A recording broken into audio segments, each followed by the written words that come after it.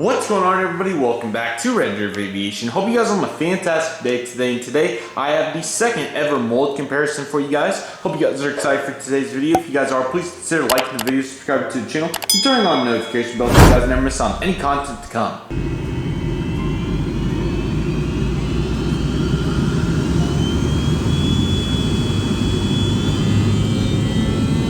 Today we have the second ever mold comparison of a mold, two molds that are very popular aircraft, of course, and a lot of airlines have them. So a lot of people have both these molds, actually, probably, but especially the one in the back, if I had to guess, just due to how long it's been around. We have the NG models, Boeing 737-800. This is the newer version with the fixed landing gear and nose. We'll talk about that more in a little bit, but this is the most recent rendition. And then we have the GeminiJets present Boeing 737-800 mold with the antennas, Wi-Fi box, and everything. So we do have a lot to go into in this comparison. So I hope you guys, mold comparison rather, I should say. So I hope you guys are excited. We're going to begin with the nose section as per usual. If you missed the context, I'll put the 5 categories on the screen, but we go off the 5 categories out of 10 points, and then we add it up from all 10 points and the 5 categories to 50 points, and then we get the final score that way. So we'll talk about it more towards the end. Let's begin with the big area, and this is the nose. This is one big difference point between these two molds, as you can probably tell from what you're seeing right now. So actually, let me kind of just try to turn it a little bit so the light gets on there better, because it's kind of hard to see the NG nose with what angle is at. Okay, let's try more of that angle right there. Okay, so as you can tell, the nose for both these are quite interesting. The NG one, in my opinion, is better. As you can tell, the shape just looks closer to what it is in real life. Here's another view of the shape. The problem with the GeminiJets one is, as you can tell, it's definitely way too sloped, rushes down way too fast. Not enough of a, how should I word this? Not a big enough presence here. Sorry, these are, will not refuse to stop moving.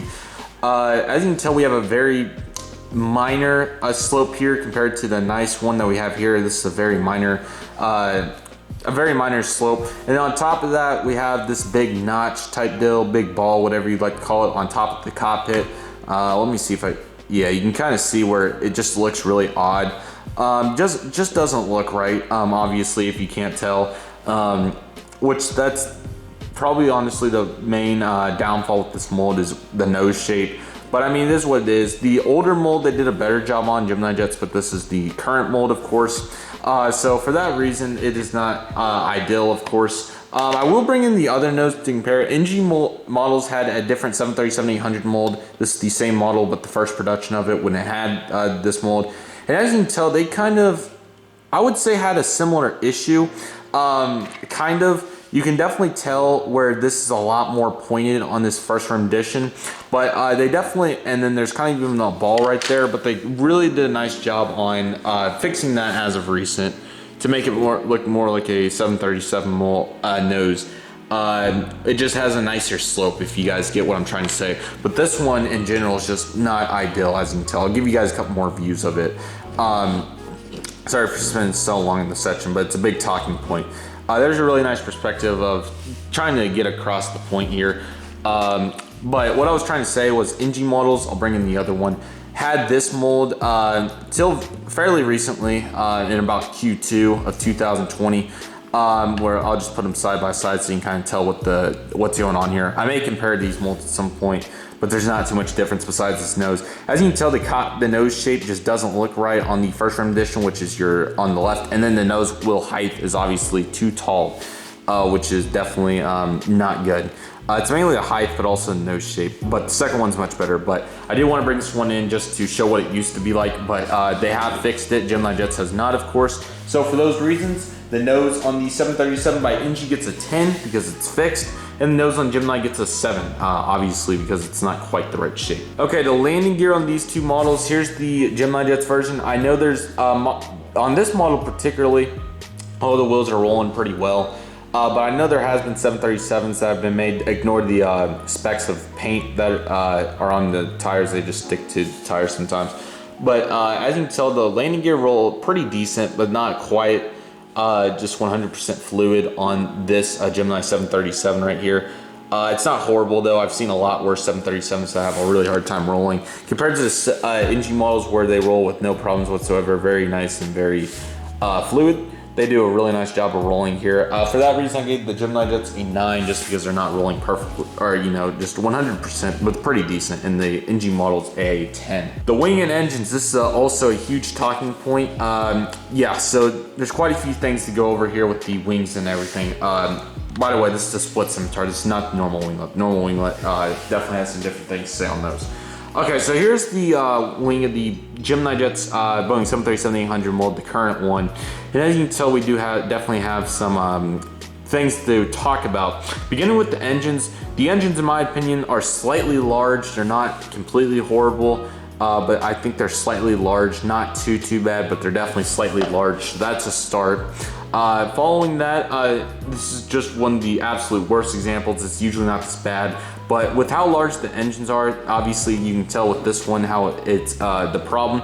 But they tend to slant down quite a lot. So as you can tell, QC happens on some of these models. So as you can tell, the right one is very low to the ground. Left one is also kind of low. There's a better view of the nose if you want to see that, but obviously doesn't look too high. So that was something to note, is that the QC leads those engines to being pointed towards the ground almost.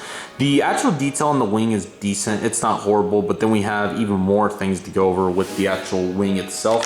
First and foremost, as you can tell, the wings come above the fuselage, or the split scimitars come above the fuselage. It is not supposed to come up.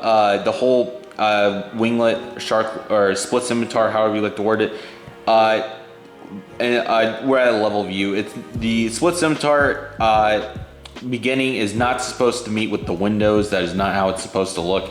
In other words, it is a pretty decent flex. It's a lot more present on models like the Delta 737-900. This is more of a 737-800 and 900 deal. This is not a problem on the 737-700 mold, but on 737-800 and 900s, they have a really hard time not having the wings flex. It's super bad on the FedEx 737, but that's obviously non-split scimitar, but same concept for the mold.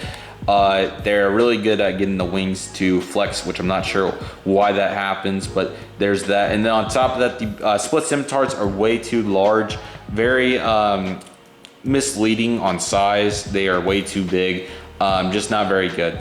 I'll roll in the NG here so we can take a look at what it's supposed to look like. These NG models did a very adequate job representing everything. So here's the engine, which as you can tell has some really nice space between the ground, which is how it's supposed to look. That's a CFM56. That is too large of a CFM56. The detail on the wing, oh yeah, on top of that, I forgot to mention, the wings are also not a great material. They're pretty flimsy, as you can tell. It's a lot worse on other models that have more flimsy wings, Delta 737-900, but that's not really the best comparison to this, but it's the same concept of the mold, that they have very flimsy wings. The NG Models one has very superior detail. As you can tell, I love the cutouts that they have. The mark, just how the engravements that they have for the flaps and slats and everything, just a really nice job. Let me see if I can bring this one in. So yeah, as you can tell, very nicely marked. And yeah, like I said, the engine looks really good. Then the wing material is very firm. It's really nice. They did a really nice job with whatever they chose to use. And then on top of that, to finish it off, there's not a very significant wing flex. If I get it down here, lower. Yeah, as you can tell, the split scimitar barely goes above the fuselage, which is what you're looking for. And that was never a problem on the first mold as well. Here, let me move the tripod, it's obviously in the way. That was never a problem on the first iteration either. Just something to note on that one. But as you can tell, they did a very nice job. But then the Gemini back here really shows off how large they are. And then on top of that, here's the split scimitar comparison. NG models definitely hit it home with what size it's supposed to be. Meanwhile, GeminiJets, the wing flex doesn't really even counter to it. The size comparison is still present, as you can tell, just super large. If I put the top split, or let me just lift this one up, probably make it easier. If I put the top splits together, as you can tell, the GeminiJets is about a fourth of the larger, which is pretty crazy to me how big they got that. Very comparable to how big they got the Neo engines on their Airbus, current Airbus family molds. Which obviously that's not what you're looking for. in collecting like that. So for that reason, I gave the wings and engines on the GeminiJets a 6, just because the QC tilt, the engines being slightly large, the bad plastic material, which is a lot worse on some models, but on this one it's not too horrible. And then on top of that, you got the flimsy about, and then the split scimitars being way too large. The normal winglets are even kind of big, but it's mainly just the split factor of it, that bottom piece. But for the most part, I mean, it's not, I'm trying to think of the best way to word it, because it's just not ideal, as you can tell. Yeah, it's not very good. But besides that, besides that, it's not absolutely horrible, I guess, just kind of a meh situation. But NG models, and then the wing detail, I really like the engraves. That's just to top it off. Nothing is wrong about what they did here, just not as superior as this, in my opinion. So GeminiJets got a 6, the NG got a 10. One area that GeminiJets and NG models both kill in their models is the tail and horizontal stabilizer area, and that does not change for this model proportion wise. Now, I do have something to say about the GeminiJets version that I personally do not really like, and that is the plastic horizontal stabilizers. As you can tell, very plastic-like, and they just flimse around and kind of do their own thing. But they don't look horrible, I guess. And then the tail, not bad at all. Sorry. Tail looks good and everything like that. Compared to the NG models one, I do want to say, I did have a 737, and I've seen it a couple times. The horizontal stabilizers come off. I think that's been fixed, but I think they used very limited glue on their horizontal stabilizers, but this has been a problem across all NG molds between their Boeing 757, 737, 787-9, Airbus A321, etc. But I think they've got a better control on it now, so that's progress for sure, but they do look really nice. And then also on tail, you also have that engraved rudder, which looks really good. Gemini slightly did it, but just not very present. For those reasons, I gave the GeminiJets a 9 and the NG a 10. Finally, for the quality control overall, they're not completely horrible. For the most part, they're decent. But since this is it's kind of a winglet and a split scimitar version of this, I guess, since it's very, very similar for the most part. So I did decide to kind of integrate that into the quality control factor, because when I think of the GeminiJet 737-800 mold, regardless if it's a normal one or a split scimitar version, I immediately think of the 2019 American Airlines Boeing 737-800 Chrome Heritage Retro Paint Scheme Polished Retro. If you did not see, that model had all kinds of quality control issues with the wings, horizontal stabilizers, landing gear, and all kinds of pieces arriving detached, including my wing on mine that I got. In Aviation 18, just for example, he got antennas, landing gear, wing, horizontal stabilizer, everything was detached. But so I had to factor that in. But for the most part, on most of the 737s Gemini does, they've done pretty well, such as the Delta 737-800, even though there's been some of those broken. But the FedEx 737 and United 737-800 new livery, there's been quite a few that they've done a good job on. United 737-800 new livery, just want to say that's going to be exciting for next week. And on top of that, for the most part, besides a couple of models, they've done pretty well in the quality control. NG has also done a very good job for the most part, especially on the wings. I've only seen one detached wing from an NG 737-800. Horizontal stabilizers, I have seen some of those more, including my Sun Country and just a couple others here and there. So I did decide to give the NG a 9.5 just because of the horizontal stabilizer, but that's not really a big deal. I think they've got better with it for sure. And then the Gemini decided to give an 8. Probably could have been a little more harsh, but I think 8's fair, especially with all the ones that they've done a good job on. So that will bring me to the final verdict of this comparison. Two interesting molds. I feel like NG's really progressed with fixing the landing gear landing gear height and the nose of their Boeing 737 Geminis. They've had that mold since 2016, I think. 2015 probably, actually, because I remember getting my 2015 American 737-800 in normal livery with the new mold and the plastic wings and horizontal stabilizers, and not the one piece. So they definitely have had it for about 5 years now, so definitely something to note. I've had all kinds of models. This is one of the first split scimitar ones they did. This is the 2016 Continental Globe, not the I think they did in 19. It may have been in 2018, but I thought it was last May or something, so it's been a while since they've done it, but they did it again, so. Yeah, as for the NG mold, very satisfied with that mold as well. Once again, like I said, very pleased with how they fixed the landing gear height and the nose. But between the engrave on the wing, the additional detail on the wings, like I said, the engines being nice and level, pylons being in good spot, split scimitars being very, very nice, and then the awesome job on the horizontal stabilizer and tail, and then the landing gear rolling really nicely, and everything in between, fuselage being nice. Their antennas have also done a good job for the most part. Both the Gemini ones are a little bigger, as you can tell in this frame. It's a nice example of it compared to the NG ones, which are a little smaller, but that kind of goes across all models for both companies. But yeah, very interesting comparison here. We'll give the final scores. The GeminiJets version came out to a 39 out of 50 or 78%. That's exactly what I think of that mold. I think it's slightly above average. You have all the proportions pretty much correct, but you have things such as the nose shape, the engines being slightly large, and the wing flex mainly, and then split scimitars on top of that for the split scimitar versions of the model. Just being way too large. But besides those, unfortunately, usually normal defects from GeminiJets across their molds, it's not horrible, I guess. It's not their best mold, but it's definitely not their worst. So it's right there at average. So I think that the score that was given really fits the aircraft well. Above average, but not by much. The NG model's got a 99% or 49.5 out of 50. The mold is superior. Now, if we still had this one around, I would definitely probably give it more like a 92 or 3. But I feel like the 99 that it received is really good. The only slight thing is the horizontal stabilizers.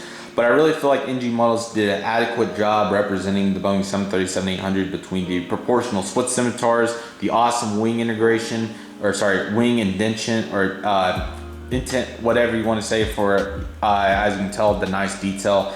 The engines being a good spot, the landing gear being awesome, the nose shape being on point, the tail being nice. The whole model is just really, really nice. So yeah, that will do it for the second mold comparison. This is one very highly competitive one, as GeminiJets and NG models both have made a lot of models with these two molds.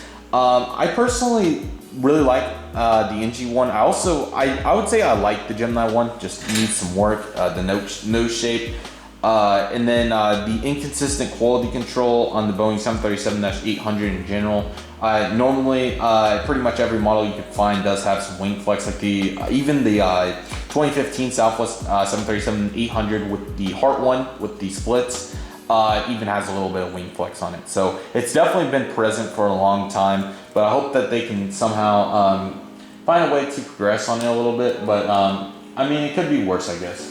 But yeah, that will do for this mold comparison, guys. Like I said, I hope you guys enjoyed it. It's a very interesting one, and please leave in the comment section which molds you'd like to see compared in the future. I do want to say one more time, as one more disclaimer, I am way ahead of you guys on filming. Today's like November 10th. This is coming out, I want to say December 23rd, if I did my math right. So I'm over a month ahead on pre-recording these videos. So I will do all the requests, but they may be months in the future. So please understand. But trust me, I'm not ignoring, just really working ahead to get all these, get extra videos done so I can focus on more things at that current time. But that will do it for today's mold comparison, guys. I hope you guys enjoyed it. Thank you guys for watching. Let me know which mold you prefer and any defects or anything that I missed that you would like to point out in the comment section, anything that you particularly like that I may have missed or anything in that realm, vice versa, etc. So once again, hope you guys enjoyed it. Thank you guys for watching. Exciting videos to come. Should be coming out around Christmas, so Merry Christmas. Hope you guys are all having a happy holiday season. Thank you guys for watching, and I'll see you guys soon as Redriveraviation is signing off.